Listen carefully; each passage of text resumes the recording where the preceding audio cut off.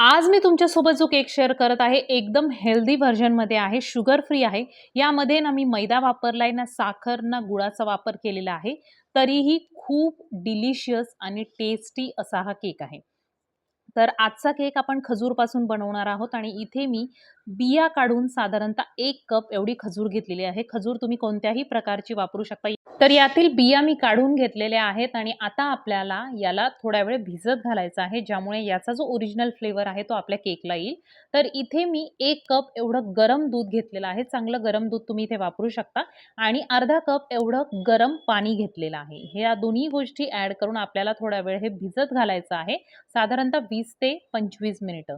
साधारणतः 25 मिनिटानंतर खजूर आपली छान मऊ होते आणि आता आपण याला मिक्सरमध्ये घालून छान याची पेस्ट तयार करून घेणार आहोत.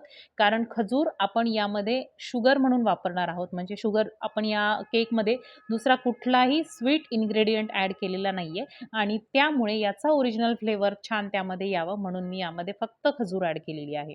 आता यामध्ये मी घालणार आहे साधारणतः अर्धा कप एवढं मेल्टेड बटर.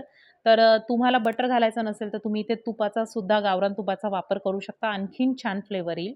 आणि जर तुम्हाला एवढी खजूर ॲड करायची नसेल तर साधारणतः पाऊण कप खजूर ॲड करा आणि त्यानंतर पाव कप तुम्ही गुळाची पावडर किंवा साखर ॲड करू शकता जर तुम्हाला आणखीन गोड हवं असेल तर.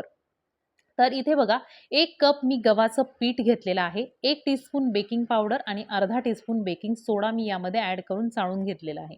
आता या केकचा जो गोडवा आहे तो खजूरच्या गोडव्याप्रमाणेच येणार आहे. तुम्ही बॅटर झाल्यानंतर एकदा टेस्ट करून बघू शकता, की तुम्हाला आणखीन गोड हवं असेल तर तुम्ही यामध्ये गुळाची पावडर किंवा पिठी साखर ॲड करू शकता.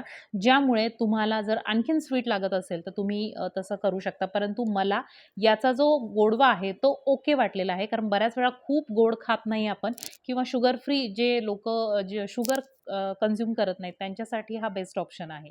आता इथे बघा तुम्ही मी यामध्ये 2 टेबलस्पून साधारणतः पाणी घातलेलं आहे. कारण बॅटर खूप थिक आहे. थोडंसं लिक्विडी करणार आहोत आपण. फार पातळ पण नाही करायचं. कारण बऱ्याच वेळा अशा बॅटरमध्ये जेव्हा आपण ड्रायफ्रुट्स ॲड करतो, तेव्हा काय होतं, की ड्रायफ्रुट्स बेसला जाऊन बसतात. त्यामुळे बॅटर फारसं पातळ करायचं नाही. आता हे मिक्स झाल्यानंतर यामध्ये मी काही वॉलनट्स आणि चॉकलेट चिप्स ॲड करते आहे. तुमच्याकडे जर वॉलनट नसेल किंवा तुम्हाला नसेल घालायचं तर तुम्ही यामध्ये बदाम जे असतात ते सुद्धा चॉप करून घालू शकता.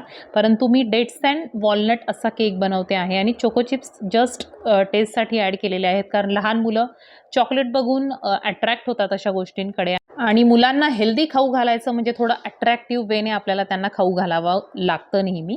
तर आता मी 6 इंचाचा टीन घेतलेला आहे. तुम्हाला जर थोडा हाईटला कमी केक हवा असेल तर तुम्ही ते 7 इंचाचा टीन वापरू शकता. कढईमध्ये, कुकरमध्ये किंवा ओव्हन ओटीजीमध्ये तुम्ही हा केक बनवू शकता. तर इथे मी याचा सरफेस फ्लॅट करून घेतलेला आहे आणि पुन्हा एकदा वॉलनट आणि चोको चिप्स ॲड करणार आहे. कढईमध्ये किंवा कुकरमध्ये तुम्ही बेक करणार असाल तर खाली एखादी मोठा स्टँड किंवा जाळी ठेवा आणि त्याच्यावर तुमचा केकचा टीन ठेवून तुम्ही साधारणतः 45 मिनिटं याला बेक करू शकता. जर तुम्हाला ओव्हन ओटीजीमध्ये करायचं असेल तर 180 डिग्रीला साधारणतः 40 ते 45 मिनिटं याला लागतात. तर इथे बघा मस्त असा केक बेक झालेला आहे. छान याला कलर आलेला आहे वरच्या बाजूने. सगळे जे आपण ड्रायफ्रूट ॲड केलेले आहेत ते सुद्धा मस्त असे क्रिस्पी झालेले आहेत वॉलनट आणि इतका सॉफ्ट हा केक झालेला आहे की मला खूप आवडला. आणि बेस्ट पार्ट म्हणजे यामध्ये अजिबातच साखर नाही आहे किंवा गुळाचा सुद्धा आपण वापर केलेला नाही आहे. तर खूप टेस्टी आणि डिलिशियस हा केक तयार होतो. नक्की ट्राय करा. व्हिडिओ आवडला असेल तर लाईक, शेअर, सबस्क्राईब करायला विसरू नका. चॅनलवर नवीन असाल तर फॉलो करा आणि असेच चॅनलशी कनेक्टेड राहा. भेटूयात एका नवीन व्हिडिओमध्ये. तोपर्यंत बाय बाय.